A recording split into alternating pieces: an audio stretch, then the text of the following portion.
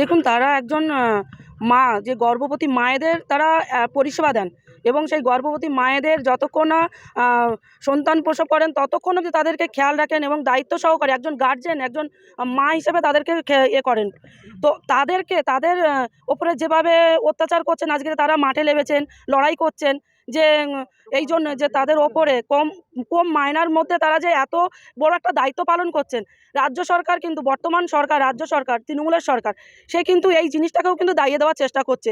যেভাবে আমাদের এই পশ্চিমবঙ্গে শিক্ষা এবং যে কর্মসংস্থান যেমন করে দু পায়ে মারিয়ে যেমন করে দাবি দেওয়ার চেষ্টা করছে এই মুখ্যমন্ত্রী, তেমন করে এই আশাকর্মীদের কেউ এই পদের থেকে, এই কর্মস্থানে থেকে এদেরকে সরানোর একটা পরিকল্পনা করছেন। আজকের আশাকর্মীরা মাঠে নেমেছেন তাদের একটা পয়সার একটা এতে ডিমান্ডে, যে আমরা এই কম পয়সায় আমরা এই কাজ করতে পারছি না, আমাদেরকে বাড়াতে হবে মায়নাটা। কিন্তু রাজ্য সরকার মানতে চাইছে না। আজকে রাজ্য সরকার